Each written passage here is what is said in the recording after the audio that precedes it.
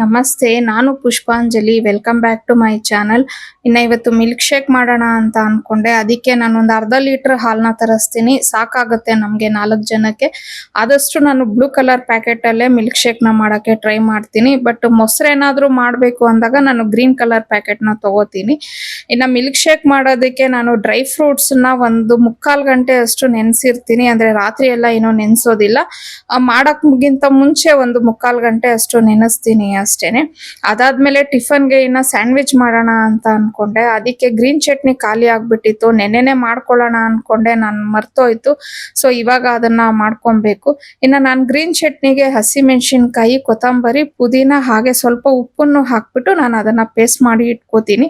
ಇದನ್ನ ಬೇಕಾದ್ರೆ ನಾವು 1 ತಿಂಗಳವರೆಗೂ ಸ್ಟಾಕ್ ಆಗಿ ಇಟ್ಕೋಬಹುದು ಫ್ರಿಜ್ ಅಲ್ಲಿ, ಚೆನ್ನಾಗಿರತ್ತೆ. ಅಂದ್ರೆ ಯೂಸ್ ಮಾಡೋದ್ರ ಮೇಲೆ ಡಿಪೆಂಡ್ ಆಗುತ್ತೆ. ಅಂದ್ರೆ ನಾವು ಇವಾಗ ಡೈರೆಕ್ಟ್ ಅದೇ ಚಟ್ನಿಲೇನೆ ನಾವು ಕೈ ಆಡ್ಸೋದು ಆತರ ಎಲ್ಲ ಮಾಡೋದಕ್ಕಿಂತ ನಾವು ಆ ಚಟ್ನಿನ ಒಂದು ಸ್ಪೂನ್ ಇಂದ ಬೇರೆ ಕಪ್ಗೆ ಹಾಕೊಂಡು ಆತರ ಮಾಡ್ಕೊಂಡಾಗ ಚಟ್ನಿ ಅನ್ನೋದು ಏನು ಕೆಡೋದಿಲ್ಲ, ಚೆನ್ನಾಗಿರತ್ತೆ.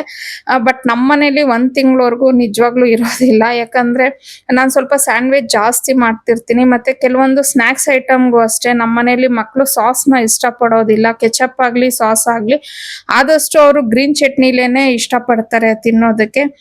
ಬಟ್ ನನ್ಗೆ ತುಂಬಾ ಇಷ್ಟ ಆಗತ್ತೆ ಕೆಚಪ್. ಕೆಲವು ಸತಿ ನಮ್ಗೆ ಅದು ಆರೋಗ್ಯಕ್ಕೆ ಒಳ್ಳೇದಲ್ಲ ಅಂತಂದಾಗ್ಲೂ ನಾವು ತಿನ್ಬಿಡ್ತೀವಿ, ಏನು ಮಾಡಕ್ಕಾಗಲ್ಲ. ಇವನ್ ನನ್ ಮಕ್ಳು ನನ್ಗೆ ಹೇಳ್ತಾರೆ, ಅಮ್ಮ ಏನಕ್ಕೆ ಕೆಚಪ್ನ ತಿಂತೀರಾ, ಚೆನ್ನಾಗಿರಲ್ಲ, ಚಟ್ನಿಲಿ ಟ್ರೈ ಮಾಡಿ ಚೆನ್ನಾಗಿರತ್ತೆ ಅಂತ ಹೇಳ್ತಾರೆ. ಆದ್ರೆ ನನ್ಗೆ ಸ್ಯಾಂಡ್ವಿಚ್ ನ ಕೆಚಪ್ ಅಲ್ಲಿ ತಿನ್ನೋದು ನನಗ್ ತುಂಬಾ ಇಷ್ಟ ಆಗತ್ತೆ. ಸ್ಯಾಂಡ್ವಿಚ್ಗೆ ನಾನು ತರಕಾರಿ ಅಂತಂದ್ರೆ ಈರುಳ್ಳಿ, ಟೊಮೆಟೊ ಹಾಗೆ ಕ್ಯಾಪ್ಸಿಕಮ್ ನ ತಗೊಂಡಿದ್ದೀನಿ. ಇದನ್ನ ನಾನು ಒಂದು ಚಾಪರ್ಗೆ ಹಾಕಿ ನೀಟಾಗಿ ಚಾಪ್ ಮಾಡ್ಕೋತಾ ಇದ್ದೀನಿ. ಒಂದ್ ವೇಳೆ ನಮ್ಗೆ ಚಾಪರ್ ಅಲ್ಲಿ ಮಾಡ್ಕೊಳಕ್ ಇಷ್ಟ ಇಲ್ಲ ಅಂತಂದ್ರೆ ನಾವು ಕೈಯಲ್ಲೇ ಸಣ್ಣದಾಗಿ ಹೆಚ್ಕೊಂತೀವಿ ಅಂತಂದ್ರೆ ನಾವು ಕೈಯಲ್ಲೇ ಹೆಚ್ಕೊಬಹುದು ಸಣ್ಣದಾಗಿ. ಆದ್ರೆ ನಾನಿಲ್ಲಿ ಚಾಪರ್ನ ಯೂಸ್ ಮಾಡ್ಕೋತಾ ಇದ್ದೀನಿ. ಸೊ ಅದನ್ನ ನೀಟಾಗಿ ಚಾಪ್ ಮಾಡ್ಕೊಂಡೆಲ್ಲ ಆದ್ಮೇಲೆ ಒಂದು ಬೌಲ್ಗೆ ಹಾಕೊಂಡು ಅದಕ್ಕೆ 1 ಕಪ್ ಅಷ್ಟು ಕಡಲೆ ಹಸಿಟ್ಟನ್ನ ಹಾಕೊಬೇಕಾಗತ್ತೆ. ಆಮೇಲೆ ಅದಕ್ಕೆ ರುಚಿಗೆ ತಕ್ಕಷ್ಟು ಉಪ್ಪನ್ನ ಹಾಕ್ಬೇಕು. ಮತ್ತೆ ಇಲ್ಲಿ ಅಚ್ಕಾರದ ಪುಡಿ ಅಥವಾ ಮೆಣಸಿನ ಪುಡಿನ ಯೂಸ್ ಮಾಡ್ಬೋದು. ಆದ್ರೆ ನಾನು ಯಾವ್ದು ಯೂಸ್ ಮಾಡ್ತಾ ಇಲ್ಲ, ಯಾಕಂದ್ರೆ ನಾನು ಗ್ರೀನ್ ಚಟ್ನಿನ ಹಾಕ್ತಾ ಇರೋದ್ರಿಂದ ನಮ್ಮನೇಲಿ ಸ್ವಲ್ಪ ಉಪ್ಪು ಖಾರ ಕಡಿಮೆನೆ ತಿನ್ನೋದು, ಹಂಗಾಗಿ ನಾನು ಇದಕ್ಕೇನು ಹಾಕ್ತಾ ಇಲ್ಲ. ಬಟ್ ನೀವು ಒಂದ್ ವೇಳೆ ಉಪ್ಪು ಖಾರ ಜಾಸ್ತಿ ತಿನ್ನೋರು ಅಚ್ಕಾರದ ಪುಡಿ ಹಾಕೋಬಹುದು, ಇಲ್ಲ ಪೆಪ್ಪರ್ ಪೌಡರ್ ಹಾಕೋಬಹುದು, ಯಾವ್ದನ್ನಾದ್ರೂ ಹಾಕೊಂಡು ಆಮೇಲೆ ಅದು ಗಂಟಾಗದೆ ಇರೋಂಗೆ ನಾವು ನೀಟಾಗಿ ಮಿಕ್ಸ್ ಮಾಡ್ಕೊಬೇಕಾಗತ್ತೆ. ಚೆನ್ನಾಗಿ ಮಿಕ್ಸ್ ಆಗಿದೆ ಅಂತ ಅನ್ನಿಸಿದ್ಮೇಲೆ ಒಂದು ಹೆಂಚನ್ನೋ ಅಥವಾ ಒಂದು ಪ್ಯಾನ್ನೋ ಇಟ್ಕೊಂಡು ಅದರಲ್ಲಿ ನಾವು ಸ್ವಲ್ಪ ಬೆಣ್ಣೆ ಅಥವಾ ಬೆಣ್ಣೆ ತಿನ್ನಲ್ಲ ಅನ್ನೋಂಗಿದ್ರೆ ಎಣ್ಣೆನ ಯೂಸ್ ಮಾಡ್ಬೋದು. ಆದ್ರೆ ಬೆಣ್ಣೆಯಲ್ಲಿ ಮಾಡಿ ತುಂಬಾ ಟೇಸ್ಟಿ ಆಗಿರತ್ತೆ ಇದು ಸ್ಯಾಂಡ್ವಿಚ್. ಸೊ ಬೆಣ್ಣೆನ ನಾವು ಸ್ವಲ್ಪ ಚೆನ್ನಾಗಿ ಅದು ಹೆಂಚಿಗೆ ಸೌರಾದ್ಮೇಲೆ ಬ್ರೆಡ್ ಸ್ಲೈಸ್ ಏನಿರತ್ತಲ್ವ ಅದನ್ನ ಇದರಲ್ಲಿ ಡಿಪ್ ಮಾಡಿಬಿಟ್ಟು ನಾವು ಹೆಂಚ್ ಮೇಲೆ ಇದನ್ನ ಫ್ರೈ ಮಾಡ್ಕೊಳ್ಳೋಣ. 2 ಸೈಡು ಸ್ವಲ್ಪ ಚೆನ್ನಾಗಿ ಫ್ರೈ ಮಾಡ್ಕೋಬೇಕು. ಮತ್ತೆ ಇನ್ನೊಂದು ಏನಂತಂದ್ರೆ ಇದನ್ನ ಆದಷ್ಟು ನಾವು ಲೋ ಫ್ಲೇಮ್ ಅಲ್ಲಿ ಬ್ರೆಡ್ ಸ್ಲೈಸಸ್ ನ ಸ್ವಲ್ಪ ಮಾಡ್ಕೋಬೇಕು. ಯಾಕಂದ್ರೆ ಇವಾಗ ಕಡಲೆ ಹಸಿಟ್ಟೆಲ್ಲ ಹಾಕಿರ್ತೀವಲ್ವಾ, ಅದು ನಾವು ಐ ಫ್ಲೇಮ್ ಇಟ್ಟಿದೀವಿ ಅಂದ್ರೆ ಅದು ಬೇಗ ಸೀದಂಗ ಆಗ್ಬಿಡತ್ತೆ. ಮತ್ತೆ ಒಂಥರ ಒಳಗಡೆ ಎಲ್ಲ ಬೆಂದಿರಲ್ಲ, ಹಂಗಾಗಿ ಸೊ ಅದನ್ನ ಸ್ವಲ್ಪ ಲೋ ಫ್ಲೇಮ್ ಇಟ್ಕೊಂಡು ಫ್ರೈ ಮಾಡ್ಕೋಬೇಕು. ಆಮೇಲೆ ಒಂದು ಪನ್ನೀರ್ನ ನಾವು ಸೇಮ್ ಯಾವ ತರ ಬ್ರೆಡ್ ಸ್ಲೈಸ್ ಇದೆ ಅದೇ ರೀತಿ ಕಟ್ ಮಾಡ್ಕೊಂಡ್ಬಿಟ್ಟು ಅದನ್ನು ಹೆಂಚ ಮೇಲೆ ಸ್ವಲ್ಪ ಉಪ್ಪು ಮತ್ತೆ ಅದಕ್ಕೆ ಖಾರ ಹಾಕ್ಬೇಕು. ಯಾಕಂದ್ರೆ ಪನ್ನೀರ್ ಅನ್ನೋದು ಸಪ್ಪೆ ಇರತ್ತಲ್ವಾ, ಹಂಗಾಗಿ ಅದಕ್ಕೆ ಉಪ್ಪು ಖಾರ ಹಾಕ್ಬಿಟ್ಟು ಅದನ್ನು 2 ಸೈಡು ಚೆನ್ನಾಗಿ ಫ್ರೈ ಮಾಡ್ಕೊಬೇಕು. ಆಮೇಲೆ ನಾವು ಈ ಬ್ರೆಡ್ ಸ್ಲೈಸಸ್ ಏನಿದೆ ಅಲ್ವಾ ಅದಕ್ಕೆ ನಾವೇನ್ ಗ್ರೀನ್ ಚಟ್ನಿ ಮಾಡ್ಕೊಂಡಿದೀನಿ ಅದನ್ನ ನಾನು ಕ್ಲೀನ್ ಆಗಿ ಹಚ್ತಾ ಇದ್ದೀನಿ. ಸೊ ಹಚ್ಬಿಟ್ಟು ಪನ್ನೀರ್ ಸ್ಲೈಸ್ ಏನಿದೆ ಅದನ್ನ ಇಟ್ಬಿಟ್ಟು ಮತ್ತೆ ಇನ್ನೂ ಒಂದು ಬ್ರೆಡ್ ಸ್ಲೈಸ್ ಇದೆ ಅಲ್ವಾ ಅದಕ್ಕೂ ಸಹ ನಾನು ಗ್ರೀನ್ ಚಟ್ನಿನ ಹಾಕೋತಾ ಇದ್ದೀನಿ. ಹಾಕ್ಬಿಟ್ಟು ನಾವು ಮತ್ತೆ ಅದ್ರ ಮೇಲೆ ಇಟ್ಟು ಇನ್ನೂ ಒಂದ್ಸತಿ ನಾವು ಹೆಂಚ ಮೇಲೆ ಇದನ್ನ ಫ್ರೈ ಮಾಡ್ಕೊಳ್ಳೋಣ. ಬೇಕು ಅಂದ್ರೆ ಹಂಗೆ ಡೈರೆಕ್ಟ್ ಆಗಿ ತಿನ್ಬೋದು, ಬಟ್ ಒಂದ್ಸತಿ ಅದನ್ನ ಸ್ವಲ್ಪ ಹೊತ್ತು ಹೆಂಚ ಮೇಲೆ ಅಂದ್ರೆ ಅಟ್ಲೀಸ್ಟ್ 1 ನಿಮಿಷ ಅಷ್ಟು ಅದನ್ನ ಫ್ರೈ ಮಾಡಿ ತೆಗೆದ್ರೆ ಚೆನ್ನಾಗಿರತ್ತೆ. ಆಮೇಲೆ ನಮ್ಗೆ ಯಾವ ತರ ಬೇಕೋ ಆ ರೀತಿ ಕಟ್ ಮಾಡ್ಕೊಂಡು ಇದಕ್ಕೆ ಬೇಕಾದ್ರೆ ನೀವು ಗ್ರೀನ್ ಚಟ್ನಿನಾದ್ರೂ ಡಿಪ್ ಮಾಡ್ಕೊಂಡು ತಿನ್ಬೋದು. ಇಲ್ಲ ಅಂದ್ರೆ ಕೆಚಪ್ ಇಷ್ಟ ಇದ್ರೆ ಕೆಚಪ್, ಇಲ್ಲ ಟೊಮೊಟೊ ಸಾಸ್ ಇದ್ರೆ ಟೊಮೆಟೊ ಸಾಸು, ಯಾವ್ದ್ರಲ್ಲಿ ಬೇಕಾದ್ರೂ ನಾವ್ ಇದನ್ನ ಡಿಪ್ ಮಾಡ್ಕೊಂಡು ತಿನ್ಬೋದು. ಇನ್ನ ಇದ್ರ ಜೊತೆಗೆ ನಾನು ಹಂಗೆ ಮಿಲ್ಕ್ ಶೇಕ್ ಆವಾಗ್ಲೇ ಹೇಳ್ದಂಗೆ ಮಿಲ್ಕ್ ಶೇಕ್ ಮಾಡ್ತಾ ಇದ್ದೀನಿ. ಇನ್ನ ಮಿಲ್ಕ್ ಶೇಕ್ ಇವತ್ತು ನಾನು ಬಾಳೆಹಣ್ಣ ಯೂಸ್ ಮಾಡ್ತಾ ಇದ್ದೀನಿ. ಆಪಲ್ ಆಗಿರ್ಬೋದು, ಇಲ್ಲ ಕರ್ಬೂಜ ಹಣ್ಣು ಆಗಿರ್ಬೋದು, ಇದನ್ನೆಲ್ಲ ಹಾಕಿದ್ರು ಚೆನ್ನಾಗಿರುತ್ತೆ. ಬಟ್ ನಮ್ಮ ಮನೇಲಿ ಸ್ವಲ್ಪ ಜಾಸ್ತಿ ನಾನು ಬಾಳೆಹಣ್ಣ ಯೂಸ್ ಮಾಡಿಬಿಟ್ಟೆ ಮಿಲ್ಕ್ ಶೇಕ್ ಮಾಡ್ತೀನಿ. ಬೇರೆ ಫ್ರೂಟ್ಸು ಯೂಸ್ ಮಾಡ್ತೀನಿ, ಆದರೆ ಬಾಳೆಹಣ್ಣಲ್ಲಿ ಮಾಡಿರೋ ಮಿಲ್ಕ್ ಶೇಕ್ ಅಂದರೆ ನಮ್ಮನೇಲಿ ತುಂಬ ಇಷ್ಟಪಡ್ತಾರೆ. ಹಾಗಾಗಿ ನಾನು ಸ್ವಲ್ಪ ಬಾಳೆಹಣ್ಣೆ ಮಿಲ್ಕ್ ಶೇಕ್ನೇ ಸ್ವಲ್ಪ ಜಾಸ್ತಿ ಮಾಡೋದು. ಟಿಫನ್ ರೆಡಿ ಆಯಿತು, ಸ್ಯಾಂಡ್ವಿಚ್ಚು ಜೊತೆಗೆ ಮಿಲ್ಕ್ ಶೇಕು. ಮತ್ತು ನನಗೆ ಕೆಲವೊಬ್ಬರು ಕಮೆಂಟನ್ನು ಮಾಡ್ತಾ ಇದ್ದೀರಾ, ನೀವು ತುಂಬ ಕಡಿಮೆ ಕ್ವಾಂಟಿಟಿಲಿ ಅಡುಗೆ ಮಾಡ್ತಿದ್ದೀರಾ, ಸಾಕಾಗತ್ತಾ ಅಂತ ಹೇಳಿಬಿಟ್ಟು. ಆ್ಯಕ್ಚುಲಿ ನೋಡಿ, ಇವಾಗ ಮಿಲ್ಕ್ ಶೇಕು ತುಂಬ ಹೆವಿ ಇರುತ್ತೆ. ಅಂದರೆ ಹಾಲಾಗಿರ್ಬೋದು, ಡ್ರೈ ಫ್ರೂಟ್ಸು ಮತ್ತು ಬಾಳೆಹಣ್ಣು ಇದೂ ಹೆವಿನೇ ಅಲ್ವಾ. ಮತ್ತು ಒಂದು ಸ್ಯಾಂಡ್ವಿಚ್ಚಲ್ಲೂ ಅಷ್ಟೇ, ಈಗ ಪನ್ನೀರೆಲ್ಲ ಇದೆ, 2 ಬ್ರೆಡ್ ಸ್ಲೈಸು, ಸೊ ಅಷ್ಟು ತಿನ್ನೋದಕ್ಕೆ ಆಗುತ್ತೆ. ಪ್ಲಸ್ ನಮ್ಮ ಮನೇಲಿ ನಾವು 4 ಜನ, ಸ್ವಲ್ಪ ಕ್ವಾಂಟಿಟಿ ಕಡಿಮೆನೆ, ಅದರಲ್ಲೂ ನಾನು ಮಕ್ಕಳಂತೂ ಸ್ವಲ್ಪನೇ ತಿನ್ನೋದು. ಹಸ್ಬೆಂಡು ನಮ್ಗೆ ಹೋಲ್ಸಿದ್ರೆ ಅವ್ರು ಸ್ವಲ್ಪ ಜಾಸ್ತಿ ತಿಂತಾರೆ. ಬಟ್ ನನಗೆ ಏನಂತಂದರೆ ಆ ಟೈಮ್ಗೆ ಬಿಸಿಯಾಗಿ ಮಾಡ್ಕೊಂಡು ತಿನ್ನೋದು ಇಷ್ಟ ಆಗುತ್ತೆ. ಹಾಗಾಗಿ ನಾನು ಆದಷ್ಟು ಕಡಿಮೆ ಕ್ವಾಂಟಿಟಿಲೇ ಅಡುಗೆ ಮಾಡ್ತಾ ಇರ್ತೀನಿ. ಇನ್ನು ಲಂಚ್ ಬಾಕ್ಸ್ಗೆ ಬಂದು ಇವತ್ತು ನಾನು ಏನು ಸ್ಯಾಂಡ್ವಿಚ್ ಮಾಡಿದ್ನಲ್ವ ಅದನ್ನು ಹಾಕ್ಬಿಟ್ಟು, ಅದ್ರ ಜೊತೆಗೆ ಕಡಲೆಕಾಯಿ ಇತ್ತು, ಅದನ್ನು ಬೇಯಿಸಿಟ್ಟಿದ್ದೆ ನಾನು. ಸೊ ಸ್ವಲ್ಪ ಕಡಲೆಕಾಯಿನ ಹಾಕ್ತಾ ಇದ್ದೀನಿ. ಮತ್ತು ಫ್ರೂಟ್ಗೆ ಬಂದು ಇವತ್ತು ಕಲ್ಲಂಗಡಿ ಹಣ್ಣು ಇತ್ತು, ಸೊ ಅದನ್ನು ಹಾಕಿದ್ದೀನಿ. ಹಾಗೆ ಒಂದು ಚಾಕ್ಲೇಟ್ ಕಪ್ ಕೇಕ್ ಇತ್ತು, ಸೊ ಅದು ಒಂದನ್ನು ಹಾಕ್ಬಿಟ್ಟು ನಾನು ಲಂಚ್ ಬಾಕ್ಸ್ನ ರೆಡಿ ಮಾಡಿದ್ದೀನಿ. ಇನ್ನು ನಾನು ಸಂಡಿಗೆ ಮಾಡೋಣ ಅಂತ ಹೇಳಿಬಿಟ್ಟು ರಾತ್ರಿನೇ ಅಕ್ಕಿ ಹಾಗೆ ಸಬ್ಬಕ್ಕಿನ ನೆನೆಸಿಟ್ಟಿದ್ದೆ. ಸೊ ಇವಾಗ ಅದನ್ನು ನಾನು ಬೇಯಿಸ್ಕೊಬೇಕು. ಸೊ ಇದಕ್ಕೆ ನಾನು 2 ಕಪ್ಪಷ್ಟು ಅಕ್ಕಿ ಹಾಗೇನೆ ಅರ್ಧ ಕಪ್ಪಷ್ಟು, ಅಂದ್ರೆ ಈಗ ನಾನೇನು ತೋರಿಸ್ತಾ ಇದ್ದೀನಲ್ವ, ಈ ಕಪ್ಪಲ್ಲಿ 2 ಕಪ್ ಅಕ್ಕಿನ ಹಾಕ್ಬಿಟ್ಟು ಅದೇ ಕಪ್ಪಲ್ಲಿ ಅರ್ಧ ಕಪ್ಪಷ್ಟು ಸಬ್ಬಕ್ಕಿನ ಹಾಕ್ಬಿಟ್ಟು ನಾನು ನೆನೆಸಿಟ್ಟಿದ್ದು. ಅಂದ್ರೆ ಇದನ್ನ ನಾವು ಒಂದು 5 ರಿಂದ 6 ಅವರ್ ನೆನೆಸ್ಬೇಕು. ಇಲ್ಲ ಅಂತಂದ್ರೆ ನಾವು ಓವರ್ ನೈಟ್ ನೆನೆಸ್ಬೋದು. ಸೊ ನಾನು ರಾತ್ರಿನೇ ಇದನ್ನ ನೆನೆಸಿಟ್ಟಿದ್ದೆ. ಸೊ ಈಗ ಇದು ಚೆನ್ನಾಗಿ ನೆಂದಿದೆ ಅಲ್ವಾ, ಈಗ ಇದನ್ನ ನಾನು ಒಂದು 5 ಲೀಟರ್ ಕುಕ್ಕರ್ ಅಷ್ಟು ತಗೋಬೇಕು.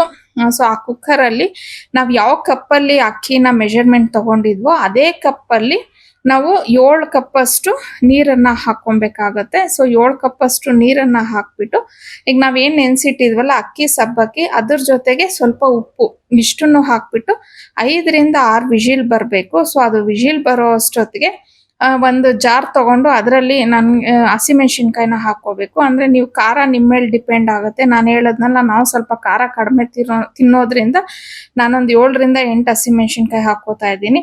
ಅದ್ರ ಜೊತೆಗೆ ಸ್ವಲ್ಪ ಶುಂಠಿ ಹಾಗೆ ಉಪ್ಪು ಇಷ್ಟನ್ನು ಹಾಕೊಂಡು ಅದನ್ನ ನಾವು ಗ್ರೈಂಡ್ ಮಾಡಿ ಇಟ್ಕೊಳ್ಳೋಣ. ಸೊ ಇದು 5 ರಿಂದ 6 ವಿಜಿಲ್ ಕೂಗಿಸ್ಬೇಕಾಗತ್ತೆ ನಾವು. 6 ವಿಜಿಲ್ ಕೂಗಿಸ್ಬಿಟ್ಟು ಅದು ಪ್ರೆಷರ್ ಎಲ್ಲ ಹೋಗಿದೆ ಅಂತ ಅಂದಾಗ ಈಗ ಅದನ್ನ ತೆಗೆದ್ಬಿಡೋಣ. ಸೊ ಅಂದ್ರೆ ಇದು ಅನ್ನ ತರ ಆಗಿರುತ್ತೆ, ಅಂದ್ರೆ ಅನ್ನ ಅಂದ್ರೆ ಉದ್ರುದ್ರಾಗ ಆಗಿರಲ್ಲ, ಸ್ವಲ್ಪ ಮುದ್ದೆ ತರ ಆಗಿರ್ಬೇಕು ಇದು. ಇವಾಗ ನಾವೇನಾಗ್ಲೇ ಪೇಸ್ಟ್ ಮಾಡಿ ಇಟ್ಕೊಂಡಿದ್ನಲ್ವಾ ಹಸಿಮೆಣಸಿನ್ಕಾಯಿ, ಆ ಪೇಸ್ಟ್ ಅನ್ನ ಹಾಕ್ಬಿಟ್ಟು ಮತ್ತೆ ಸ್ವಲ್ಪ ಜೀರಿಗೆ ಅದನ್ನ ಹಾಕ್ಬಿಟ್ಟು ಒಂದು ಮ್ಯಾಶರ್ ತಗೊಂಡು ಅದನ್ನ ಚೆನ್ನಾಗಿ ಮ್ಯಾಶ್ ಮಾಡ್ಬೇಕು ನಾವು. ಮತ್ತೆ ಈ ಟೈಮಲ್ಲಿ ನೀವು ಬೇಕಾದ್ರೆ ಉಪ್ಪನ್ನ ಟೇಸ್ಟ್ ಮಾಡಿ ನೋಡಿ. ನಿಮ್ಗೆ ಉಪ್ಪು ಖಾರ ಕಡಿಮೆ ಇದೆ ಅಂತ ಅನ್ಸಿದ್ರೆ ನೀವು ಬೇಕಾದ್ರೆ ಚಿಲ್ಲಿ ಫ್ಲೇಕ್ಸ್ ಬರುತ್ತಲ್ವಾ ಅದನ್ನ ಹಾಕೋಬಹುದು, ಖಾರ ಕಡಿಮೆ ಇದೆ ಅಂತ ಅಂದ್ರೆ. ಸೊ ಉಪ್ಪು ಅಂದ್ರೆ ನಾರ್ಮಲಿ ಉಪ್ಪನ್ನ ಹಾಕ್ಬಿಟ್ಟು ಚೆನ್ನಾಗಿ ಮ್ಯಾಶ್ ಮಾಡಿ ಇಟ್ಕೊಬೇಕು. ಮತ್ತೆ ಇನ್ನೊಂದು ಪ್ರಾಬ್ಲಮ್ ಏನಾಗಿದೆ ಅಂತಂದ್ರೆ, ನಾನು ಇವಾಗ ಸಂಡಿಗೆ ಮಾಡೋಣ ಅಂತ ಹೇಳ್ಬಿಟ್ಟು ಎಲ್ಲ ರೆಡಿ ಮಾಡ್ಕೊಂಡು ಆಮೇಲೆ ನೆನ್ಪು ಮಾಡ್ಕೋತಾ ಇದ್ದೀನಿ. ಅಂದ್ರೆ ನೋಡ್ತಾ ಇದ್ದೀನಿ ಸಂಡಿಗೆ ಮಾಡೋದು ಇದಿರತ್ತಲ್ವಾ, ಅದು ನನ್ನ ಫ್ರೆಂಡ್ಗೆ ಕೊಟ್ಟಿದ್ದೆ, ಅವ್ರು ಸಂಡಿಗೆ ಮಾಡ್ಬೇಕು ಅಂತ ಹೇಳಿದ್ರು. ಸೊ ಅವ್ರಿಗೆ ಕೊಟ್ಟಿದ್ದೆ. ಆಮೇಲೆ ಸರಿ ಅಂತ ಅಂದ್ಬಿಟ್ಟು ಅವ್ರಿಗೆ ಫೋನ್ ಮಾಡಿದ್ರೆ ಅವರು, ಇಲ್ಲ ಪುಷ್ಪ ನಾವು ಊರ್ಗ್ ಹೋಗ್ಬಿಟ್ಟಿದೀನಿ ಅಮ್ಮ, ನಾಳೆ ಬರ್ತೀನಿ ಅಂದ್ರು. ಸರಿ, ಈಗ ಸಡನ್ ಆಗಿ ನಾನು ಯಾರನ್ನ ಕೇಳೋದು ಅಂತ ಹೇಳ್ಬಿಟ್ಟು ನಾನೇನ್ ಮಾಡ್ದೆ, ಒಂದು ಹಾಲ್ ಕವರ್ ಇರುತ್ತಲ್ವಾ, ಹಾಲ್ ಕವರ್ ಅಲ್ಲಿ ಹಾಕೊಂಡು ಕಟ್ ಮಾಡ್ಕೊಂಡು ಅದರಲ್ಲಿ ಸಂಡಿಗೆ ಹಾಕೋಣ ಅಂತ ಹೇಳಿ ಅದನ್ನ ಪ್ಲಾನ್ ಮಾಡ್ಕೊಂಡಿದೀನಿ.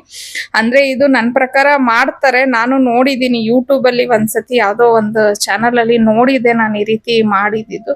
ಸೊ ಈ ರೀತಿ ನಾವು ಲೇಡೀಸ್ ನಮ್ಗೆ ಏನಾದ್ರೂ ಇಲ್ಲ ಅಂತಂದ್ರೆ ಆ ಟೈಮ್ ನಾವು ಐಡಿಯಾ ಮಾಡ್ಬಿಟ್ಟು ಏನೋ ಒಂದು ಮಾಡ್ಕೊಬೇಕಾಗತ್ತೆ. ಬಟ್ ಫಸ್ಟ್ ಟೈಮ್ ನಾನು ಈ ಹಾಲ್ ಕವರ್ ಅಲ್ಲಿ ಸಂಡಿಗೆ ಹಾಕಿದ್ದು ಟ್ರೈ ಮಾಡಿದ್ದು, ತುಂಬಾ ಚೆನ್ನಾಗಿ ಬಂತು. ಮತ್ತೆ ತುಂಬಾ ಈಸಿಯಾಗಿ ಇತ್ತು ಇದು ನನ್ಗೆ ಹಾಕೋದು. ಅವಾಗ ಅನ್ಕೊಂಡೆ ಹೋಗ್ಲಿ ಬಿಡು, ಅವ್ರು ನನ್ನ ಫ್ರೆಂಡ್ ಊರ್ಗ್ ಹೋಗಿದ್ದು ಒಳ್ಳೇದೇ ಆಯ್ತು, ಇದು ಒಂದು ಹೊಸದಾಗಿ ನಾನು ಟ್ರೈ ಮಾಡ್ದಂಗ ಆಯ್ತು ಅಂತ ಅನ್ಬಿಟ್ಟು. ಬಟ್ ನಿಜವಾಗ್ಲೂ ಜಸ್ಟ್ 1 ಅವರ್ ಅಲ್ಲೇ ನಾನು ಎಲ್ಲ ಹಾಕೊಂಡ್ಬಿಟ್ಟೆ. 1 ಅವರ್ ಆಗ್ಲಿಲ್ಲ ಬಿಡಿ, ಸೆಂಟ್ರಲ್ ಸ್ವಲ್ಪ ಫೋನ್ ಕಾಲ್ಸ್ ಬಂತು ಅಂತ 1 ಅವರ್ ಆಯ್ತು ಅಷ್ಟೇನೆ. ನಾನು ಇದನ್ನ ಮನೆ ಒಳಗಡೆನೆ ಹಾಕೋತಾ ಇದ್ದೀನಿ, ಮೇಲೆಲ್ಲ ಏನು ಹಾಕಕ್ ಹೋಗ್ಲಿಲ್ಲ. ನಮ್ಮ ಮನೆ ಒಳಗಡೆನೆ ಮೇಲ್ ಹಾಲ್ ಇದೆ ಅಲ್ವಾ, ಅಲ್ಲೇನೆ ಸ್ವಲ್ಪ ಚೆನ್ನಾಗಿ ಕಿಟಕಿ ಎಲ್ಲ ತೆಗೆದ್ರೆ ಬಿಸಿಲು ಬೀಳತ್ತೆ. ಮತ್ತೆ ಇನ್ನೊಂದೇನಂದ್ರೆ ಇದಕ್ಕೆ ನಮ್ಗೆ ಬಿಸಿಲೇ ಬೇಕು ಅಂತ ಏನೂ ಇಲ್ಲ, ಫ್ಯಾನ್ ಗಾಳಿಗೂ ಸಹ ತುಂಬಾ ಚೆನ್ನಾಗಿ ಇದು ಒಣಕೊಳ್ಳುತ್ತೆ. ಅದಕ್ಕೋಸ್ಕರ ನಾನು ಒಳಗಡೆನೆ ಹಾಕೊಂಡಿದ್ದೀನಿ ಇದನ್ನ.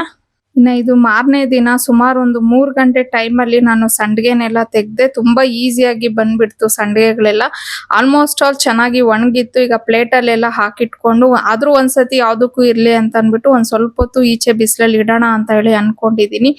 ಇನ್ನ ಸಂಡಿಗೆನು ನಾನು ಸ್ವಲ್ಪ ಕಡಿಮೆ ಕ್ವಾಂಟಿಟಿಲೇ ಮಾಡ್ಕೊಂಡಿದ್ದೀನಿ. ಯಾಕಂದ್ರೆ ಒಂದ್ ವೇಳೆ ಖಾಲಿ ಆಯ್ತು ಅಂತಂದ್ರೆ ಮತ್ತೆ ಮಾಡ್ಕೊಬಹುದು. ಇದು ಈಸಿ ಮೆಥಡ್ ಇದೆ. ಮತ್ತೆ ನಾನು ಇದನ್ನ ಈಚೆ ಎಲ್ಲ ಏನು ಹಾಕೊಂಡ್ಲಿಲ್ಲ ಅಲ್ವಾ, ಒಳಗಡೆನೆ ಒಣಗಿಸ್ಕೊಂಡಿದ್ದಲ್ವಾ ಫ್ಯಾನ್ ಗಾಳಿಗೆ. ಹಂಗಾಗಿ ಚೆನ್ನಾಗಿ ಒಣಗುತ್ತೆ ಮತ್ತೆ ಮಾಡ್ಕೋಬಹುದು ಮತ್ತೆ ನನ್ಗೆ ಬೇಕು ಅಂತಂದ್ರೆ. ಆಮೇಲೆ ನಾನು ಹಪ್ಳನು ಬೇರೆ ಮಾಡೋಣ ಅಂತ ಹೇಳಿ ಅನ್ಕೊಂಡಿದೀನಿ. ಸೊ ಏನಕ್ಕೆ ಜಾಸ್ತಿ ಕ್ವಾಂಟಿಟಿ ಮಾಡ್ಕೊಳ್ಳೋದು ಅಂತ ಹೇಳ್ಬಿಟ್ಟು ಸ್ವಲ್ಪನೇ ಮಾಡ್ಕೊಂಡಿದೀನಿ.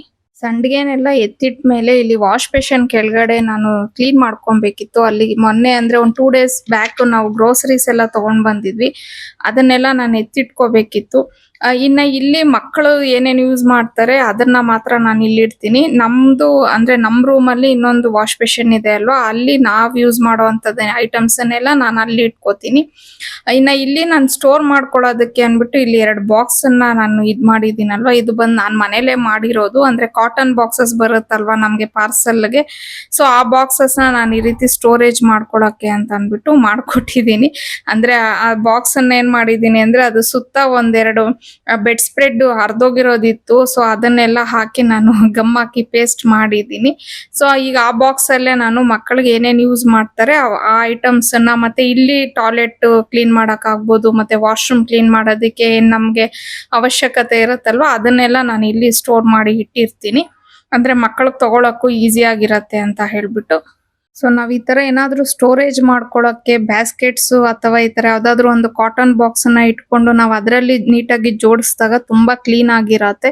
ಸೊ ನಾನು ಆದಷ್ಟು ಅಷ್ಟೇ ಏನೇ ಸ್ಟೋರೇಜ್ ಮಾಡ್ಕೊಳ್ಳಿ ಬ್ಯಾಸ್ಕೆಟ್ಸ್ ನ ಯೂಸ್ ಮಾಡ್ತೀನಿ. ಇಲ್ಲ ಅಂತಂದ್ರೆ ಈ ತರ ಯಾವ್ದಾದ್ರು ಕಾಟನ್ ಬಾಕ್ಸ್ ಗಳು ಇರತ್ತಲ್ವಾ ಅದರಲ್ಲಿ ನಾನೇ ಈ ತರ ಗಮ್ ಹಾಕಿ ಕ್ಲಾತ್ ನೋ ಇಲ್ಲ ಸ್ಟಿಕ್ಕರ್ಸ್ ನೋ ಏನಾದ್ರು ತಂದು ಪೇಸ್ಟ್ ಮಾಡ್ಬಿಟ್ಟು ನಾನು ಸ್ಟೋರೇಜ್ ಮಾಡ್ಕೊಳಕ್ಕೆ ಯೂಸ್ ಮಾಡ್ಕೊತಾ ಇರ್ತೀನಿ. ಅದು ನೋಡಕ್ಕೂ ತುಂಬಾ ನೀಟ್ ಆಗಿರತ್ತೆ ಅಂತ ಹೇಳ್ಬಿಟ್ಟು. ಮಕ್ಳಿಬ್ರು ಡ್ಯಾನ್ಸ್ ಕ್ಲಾಸ್ ಅಲ್ಲಿ ಒಂದು ಪ್ರೋಗ್ರಾಮ್ ಇತ್ತಂತೆ, ಹಂಗಾಗಿ ಮಕ್ಳಿಬ್ರು ರೆಡಿ ಆಗ್ತಾ ಇದ್ರು. ಇವತ್ತು ಏನು ಡ್ಯಾನ್ಸ್ ಪ್ರಾಕ್ಟೀಸ್ ಎಲ್ಲ ಏನು ಇರಲ್ಲಮ್ಮ, ಪ್ರೋಗ್ರಾಮ್ ಇದೆ ಅಂತ ಅನ್ಬಿಟ್ಟು ಹೇಳಿದ್ರು ಮಕ್ಳು. ಸರಿ ರೆಡಿ ಆಗ್ರಮ್ಮ ಅಂತ ಹೇಳ್ದೆ. ಏನೇ ಆಗ್ಲಿ ಹೆಣ್ಮಕ್ಳು ಒಂದ್ ಏಜ್ ಬರ್ತಿದ್ದಂಗೆನೆ ಅವ್ರ ಪಾಡ್ಗೆ ಅವರೇ ರೆಡಿ ಆಗ್ಬಿಡ್ತಾರೆ. ಆ ಮೇಕಪ್ ರೆಡಿ ಆಗೋದು ಎಲ್ಲ ಅವ್ರಿಗೆ ಮೇ ಬಿ ಅದು ಹಾರ್ಮೋನ್ಸ್ ಅಲ್ಲೇ ಬಂದ್ಬಿಡುತ್ತೋ ಏನೋ ಗೊತ್ತಿಲ್ಲ. ಮಕ್ಳೆಲ್ಲ ತುಂಬಾ ಚೆನ್ನಾಗಿ ಕಲ್ತ್ಕೊಂಡ್ಬಿಡ್ತಾರೆ ರೆಡಿ ಆಗೋದು. ಸೊ ನಮ್ಮ ಮಕ್ಳಿಬ್ರುನು ತುಂಬಾ ನೀಟಾಗಿ ರೆಡಿ ಆಗ್ತಾರೆ. ನನ್ಗೇನ್ ಅವ್ರು ವೆಯ್ಟ್ ಮಾಡಲ್ಲ, ನಾನ್ ತಲೆ ಬಾಚ್ಕೊಡ್ಬೇಕು ಮೇಕಪ್ ಮಾಡ್ಕೊಡ್ಬೇಕು ಅಂತ ಅನ್ಬಿಟ್ಟು ಅವ್ರ ಪಾಡ್ಗೆ ಅವರು ರೆಡಿ ಆಗ್ತಾರೆ. ಯಾವ್ಯಾವ ಫಂಕ್ಷನ್ಗೆ ಹೆಂಗ್ ಹೋಗ್ಬೇಕು ಅನ್ನೋದು ಇಬ್ಬರಿಗೂ ಅರ್ಥ ಆಗೋಗ್ಬಿಟ್ಟಿದೆ. ಹೆಂಗ್ ಹೋಗ್ಬೇಕು ಹಂಗ್ ರೆಡಿ ಆಗಿ ಹೋಗ್ತಾರೆ. ಇನ್ನ ಪಾವನಿ ಸ್ವಲ್ಪ ಸಿಂಪಲ್ ಆಗೇ ಹೋದ್ಲು. ಬಟ್ ಅರ್ಶಿಣಿ ಅಂದ್ರೆ ಅವಳು ಸಭಾ ಕಾರ್ಯಕ್ರಮ ಇರತ್ತಲ್ವಾ, ಅಂದ್ರೆ ಸ್ಟೇಜ್ ಮೇಲೆ ಎಲ್ಲ ಓಡಾಡೋದಿರತ್ತೆ. ಹಂಗಾಗಿ ಅವಳು ಸ್ವಲ್ಪ ಚೆನ್ನಾಗಿರೋ ಬಟ್ಟೆ ಹಾಕೋತೀನಿ ಅಂದ್ರೆ ಸೀರೆ ಏನೋ ಉಟ್ಕೊಂಡ್ ಬನ್ನಿ ಅಂತ ಹೇಳಿದ್ರಂತೆ. ಇವಳು ಸೀರೆ ಬೇಡಮ್ಮ ಅಂತ ಹೇಳ್ಬಿಟ್ಟು ಕ್ರಾಪ್ ಟಾಪ್ ಅದೇ ಹಾಕೊಂಡ್ ಹೋದ್ಲು. ಇನ್ನ ಹರ್ಷಿಣಿ ಹಾಕೊಂಡಿರುವಂತ ಡ್ರೆಸ್ ಅನ್ನ ಕೆಲವರು ಅವಳು ಲಾಸ್ಟ್ ಟೈಮ್ ಒಂದು ಗೃಹ ಪ್ರವೇಶಕ್ಕೆ ಹಾಕೊಂಡಾಗ ಕೆಲವರು ಕೇಳ್ತಾ ಇದ್ರಿ, ಇದು ಬಂದು ಸೀರೆಯಲ್ಲಿ ಸ್ಟಿಚ್ ಮಾಡ್ಸಿರೋ ಅಂತದ್ದು. ಅಂದ್ರೆ ಇದು ನಮ್ಮ ಅತ್ತಿಗೆ ನಮ್ಮ ಪಾವನಿ ಮೆಚೂರ್ಡ್ ಆದಾಗ ಅವಳಿಗೆ ಗೌನ್ ಏನೋ ಹೊಲ್ಸಿ ಕೊಟ್ಟಿದ್ರು ಇದು ಸ್ಯಾರಿಲಿ. ಆಮೇಲೆ ಅವಳಿಗೊಂದ್ ಸ್ವಲ್ಪ ದಿನ ಆದ್ಮೇಲೆ ಅವರು ಅಳತೆ ಅಂದ್ರೆ ಆ ಟೈಮಲ್ಲಿ ಮೆಚೂರ್ಡ್ ಆದಾಗ ನಾವು ಮಕ್ಕಳನ್ನ ಆಚೆ ಕಳ್ಸಲ್ಲ ಅಲ್ವಾ. ಸೊ ನಮ್ಮ ಅತ್ತಿಗೆ ಒಂದ್ ಅಂದಾಜ್ ಮೇಲೆ ಹೊಲ್ಸಿದ್ಲು. ಅವ್ರೇನ್ ಮಾಡ್ಬಿಟ್ಟಿದ್ದಾರೆ ಟೈಟ್ ಆಗಿ ಹೊಲ್ದು ಬಿಟ್ಟಿದ್ರು, ಅವಳಿಗೆ ಫಿಟ್ಟಿಂಗ್ ಇರ್ಲಿಲ್ಲ. ಸೊ ನಾನೇನ್ ಮಾಡ್ದೆ, ಡ್ರೆಸ್ ತುಂಬಾ ಚೆನ್ನಾಗಿತ್ತು, ಸೀರೆನು ತುಂಬಾ ಚೆನ್ನಾಗಿತ್ತಲ್ವಾ ಅಂತ ಹೇಳ್ಬಿಟ್ಟು ನಾನು ಅದನ್ನ ಫುಲ್ಲು ಸ್ಟಿಚಸ್ ಎಲ್ಲ ಬಿಚ್ಚಿಸ್ಬಿಟ್ಟು ಅದನ್ನ ಕ್ರಾಪ್ ಟಾಪ್ ಬರುತ್ತಲ್ವಾ ಆ ತರ ಮಾಡಿಸ್ದೆ. ಅದಕ್ಕೆ ಒಂದು ದುಪ್ಪಟ್ಟ ತಂದ್ರೆ ಚೆನ್ನಾಗಿರತ್ತೆ ಅಂತ ಹೇಳ್ಬಿಟ್ಟು ಸುಮಾರು ಒಂದು 3 ವರ್ಷನೇ ಆಗಿದೆ ಈ ಡ್ರೆಸ್ ಸ್ಟಿಚ್ ಆಗಿ, ತುಂಬಾ ಚೆನ್ನಾಗಿದೆ. ಸೊ ನೀವು ಲಾಸ್ಟ್ ಟೈಮ್ ಕೇಳ್ತಾ ಇದ್ರಲ್ವಾ ಈ ಡ್ರೆಸ್ ಡೀಟೇಲ್ಸ್. ಸೊ ಇದನ್ನ ಒಂದು ಸೀರೆಯಲ್ಲಿ ಹೊಲ್ಸಿರೋ ಅಂತದ್ದು. ಆಮೇಲೆ ಮಕ್ಳಿಬ್ರು ರೆಡಿ ಆಗ್ಬಿಟ್ಟು ಡ್ಯಾನ್ಸ್ ಕ್ಲಾಸ್ ಹತ್ರ ಹೋಗ್ಬೇಕು ಅಮ್ಮ ಅಂತ ಅನ್ಬಿಟ್ಟು ಹೋದ್ರು. ಅಂದ್ರೆ ಒಂದು 2 ಅವರ್ಸ್ ಅಲ್ಲಿ ಬಂದ್ಬಿಡ್ತೀವಮ್ಮ ಅಂತ ಹೇಳಿದ್ರು. ಇನ್ನ ಇವ್ರದೇನು ಪ್ರೋಗ್ರಾಮ್ ಇರ್ಲಿಲ್ವಲ್ಲ ಅಂತ ಅನ್ಬಿಟ್ಟು ನಾನು ಮನೇಲಿ ಸ್ವಲ್ಪ ಕೆಲಸ ಇತ್ತು ಅಂತ ಹೇಳಿ ನಾನೇನ್ ಡ್ಯಾನ್ಸ್ ಕ್ಲಾಸ್ ಹತ್ರ ಹೋಗ್ಲಿಲ್ಲ. ಅವ್ರಿಬ್ರು ಡ್ಯಾನ್ಸ್ ಕ್ಲಾಸ್ಗೆ ಹೋದ್ಮೇಲೆ ರೂಮ್ ಎಲ್ಲ ಸ್ವಲ್ಪ ಕ್ಲೀನ್ ಮಾಡ್ಬೇಕಿತ್ತು. ಅಂದ್ರೆ ಅವ್ರಿಬ್ರೆ ಪಾಪ ಡೀಪ್ ಕ್ಲೀನ್ ಮಾಡ್ಕೊಂಡಿದ್ರು, ಅವ್ರ ಸ್ಟಡಿ ಟೇಬಲ್ ಎಲ್ಲ ಕ್ಲೀನ್ ಮಾಡಿದ್ರು. ಆದ್ರೆ ನೆಲ ಕಸ ಗುಡ್ಸಿ ಒರ್ಸೋ ಅಷ್ಟು ಟೈಮ್ ಇರ್ಲಿಲ್ಲ ಅವ್ರಿಗೆ ಡ್ಯಾನ್ಸ್ ಕ್ಲಾಸ್ ಹತ್ರ ಹೋಗ್ಬೇಕಿತ್ತು. ಸರಿ ನಾನೇ ಹೇಳ್ದೆ, ನೀವು ಹೋಗಿ ನಾನು ಕ್ಲೀನ್ ಕ್ಲೀನ್ ಮಾಡ್ಕೋತೀನಿ ಅಂದ್ಬಿಟ್ಟು ಒಂದ್ 15 ದಿನ ಆಗ್ಬಿಟ್ಟಿತ್ತು. ಅದ್ರಲ್ಲೂ ನಮ್ ಪಾವನಿ ಬೇರೆ ಇರ್ಲಿಲ್ಲ, ಝಾನ್ಸಿ ಅವ್ರ ಮನೆಗೆ ಹೋಗಿದ್ಲು. ಝಾನ್ಸಿ ಬಂದಿದ್ಲಲ್ವಾ ಲಾಸ್ಟ್ ವೀಕ್, ಅವಳು ಕರ್ಕೊಂಡು ಹೋಗಿದ್ಲು.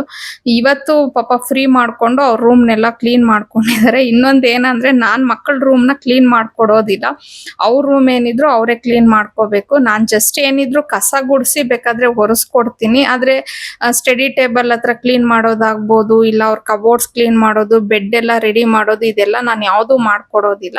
ಯಾಕಂದ್ರೆ ಅವ್ರ ಕೆಲಸ ಅವರೇ ಮಾಡ್ಕೋಬೇಕು ಅನ್ನೋದು ನನ್ನ ಉದ್ದೇಶ ಆಗಿದೆ.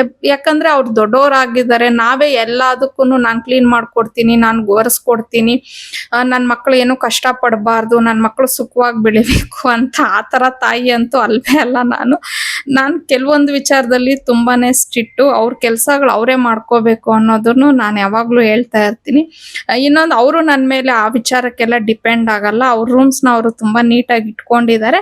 ಬಟ್ ಈ ರೀತಿ ಕಸ ಗುಡಿಸಿ ಒರೆಸ್ಕೊಡೋದನ್ನ ಮಾತ್ರ ನಾನು ಮಾಡ್ಕೊಡ್ತೀನಿ. ನಾನು ಡೈಲಿ ವೇರ್ ಯೂಸ್ ಮಾಡೋ ಅಂತ ಪ್ಯಾಂಟ್ಸ್ ಬಗ್ಗೆ ಡೀಟೇಲ್ಸ್ ಕೊಡಿ ಅಂದ್ಬಿಟ್ಟು ನೀವು ಕೆಲವರು ಕೇಳ್ತಾ ಇದ್ದೀರಾ.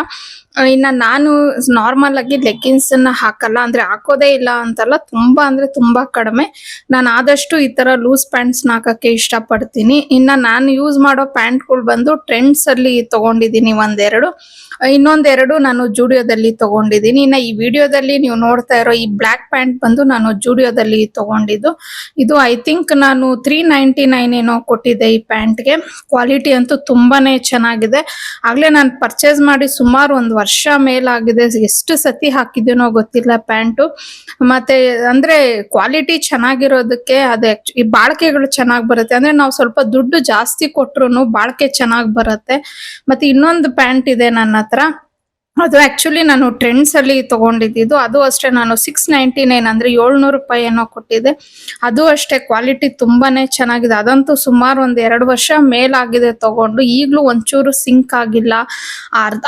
ಅರಿಯೋದಂತೂ ಇಲ್ವೇ ಇಲ್ಲ ಬಿಡಿ. ನಮ್ಗೆ ಮೇ ಬಿ ಬೇಜಾರಾಗ್ಬಿಟ್ಟು ನಾವು ಆ ಪ್ಯಾಂಟ್ ನ ಬಿಸಾಕ್ಬೇಕೇನೋ, ಅಂದ್ರೆ ಪ್ಯಾಂಟ್ ಅಷ್ಟು ಚೆನ್ನಾಗಿದೆ.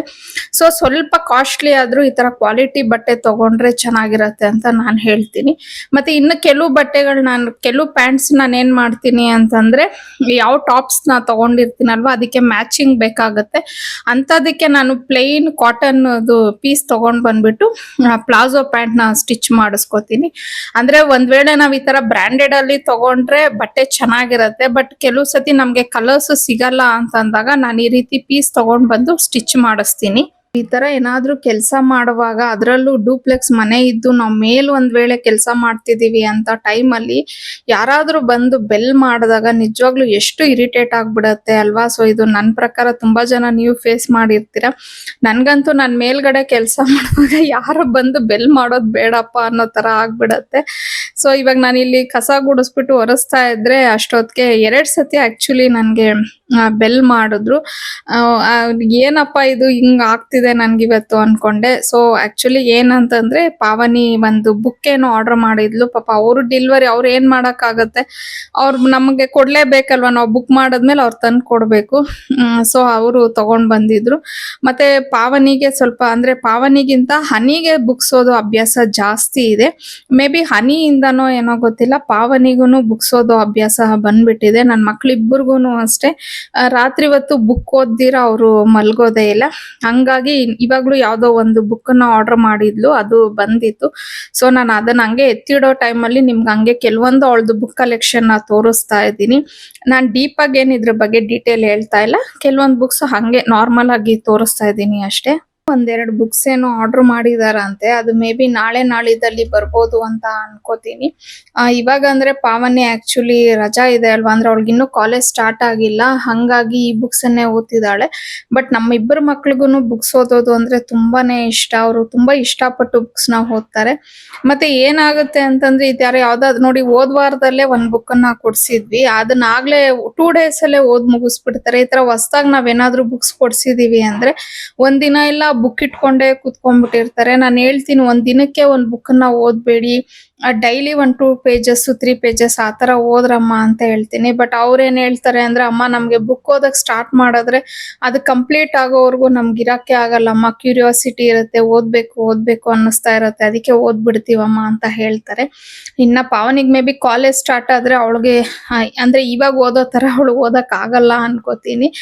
ಡೈಲಿ ಮಲಗುವಾಗ 1-2-3 ಪೇಜಸ್ ಅಂದ್ರೆ ಅರ್ಶಿಣಿಗೆ ಹೆಂಗಾಗ್ಬಿಟ್ಟಿದೆ ಅಂದ್ರೆ ಅವಳಿಗೆ ಬುಕ್ ಓದಿಲ್ಲ ಅಂತಂದ್ರೆ ನಿದ್ದೆನೆ ಬರಲ್ಲ. ನಾವ್ ಒಂದ್ ವೇಳೆ ಬುಕ್ ಏನಾದ್ರೂ ಅವಳು ಕೇಳಿದ್ದು ಕೊಡ್ಸಿಲ್ಲ ಅಂತಂದ್ರೆ ಅವಳೇನ್ ಮಾಡ್ತಾಳೆ ಅಂದ್ರೆ ಮೊಬೈಲ್ ಅಲ್ಲಿ ಬುಕ್ ನ ಓದ್ಕೊಂಡಿದ್ ಬಿಡ್ತಾಳೆ. ಸೊ ಮೊಬೈಲ್ ಅಲ್ಲಿ ಓದೋದಕ್ಕಿಂತ ಬೆಸ್ಟ್ ನಾವ್ ಈ ರೀತಿ ಬುಕ್ಸ್ ಕೊಡ್ಸೋದೆ ಅಂತ ಹೇಳ್ಬಿಟ್ಟು ನಾವು ಬುಕ್ಸ್ನೇ ಕೊಡಿಸ್ತಾ ಇರ್ತೀವಿ. ಬಟ್ ಒಳ್ಳೆ ಅಭ್ಯಾಸ ಅಲ್ವಾ ಬುಕ್ಸ್ ಓದೋದು.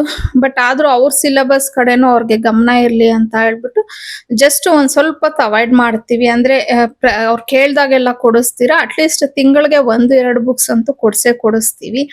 ಸೊ ಇದೆಲ್ಲ ಆಗೋ ಅಷ್ಟೊತ್ತಿಗೆ ಆಲ್ಮೋಸ್ಟ್ ಆಲ್ ಸಂಜೆ ಆಗೋಯ್ತು. ಇನ್ನ ನನಗೂ ಸ್ವಲ್ಪ ತಲೆ ಬಿಸಿ ಅನ್ನಿಸ್ತಾ ಇತ್ತು. ಹಂಗಾಗಿ ನಾನು ಗ್ರೀನ್ ಟೀ ಮಾಡ್ಕೊಂಡು ಕಡಲೆಕಾಯಿ ಬೇಯಿಸಿರೋದಿತ್ತು. ಸರಿ ಅದನ್ನ ಕುತ್ಕೊಂಡು ತಿನ್ನೋಣ ಅಂತ ಅನ್ಕೊಂಡೆ. ಏನೇ ಆಗ್ಲಿ ನಮ್ಗೆ ಸಂಜೆ ಆದ್ರೆ ಒಂದ್ ಗ್ಲಾಸ್ ಟೀ ಕುಡ್ಕೊಂಡು ನಮ್ಗೆ ಇಷ್ಟವಾಗಿರುವಂತ ಟಿವಿ ಪ್ರೋಗ್ರಾಮ್ ನೋಡೋದಂತೂ ತುಂಬಾ ಚೆನ್ನಾಗಿರುತ್ತೆ. ನಾನಂತೂ ಈ ಟೈಮ್ ನ ತುಂಬಾ ಎಂಜಾಯ್ ಮಾಡ್ತೀನಿ. ಸೊ ಇನ್ನ ಇವತ್ತಿಗೆ ನನ್ನ ಈ ವ್ಲಾಗ್ ನ ಎಂಡ್ ಮಾಡ್ತಾ ಇದ್ದೀನಿ. ಈ ವ್ಲಾಗ್ ನಿಮ್ಗೆ ಇಷ್ಟ ಆಗಿದ್ರೆ ದಯವಿಟ್ಟು ಲೈಕ್ ಮಾಡಿ, ಶೇರ್ ಮಾಡಿ, ಕಮೆಂಟ್ ಮಾಡಿ, ಹಾಗೆ ಸಬ್ಸ್ಕ್ರೈಬ್ ಮಾಡ್ಕೊಳ್ಳೋದನ್ನ ಮರಿಬೇಡಿ. See you in the next vlog. Bye.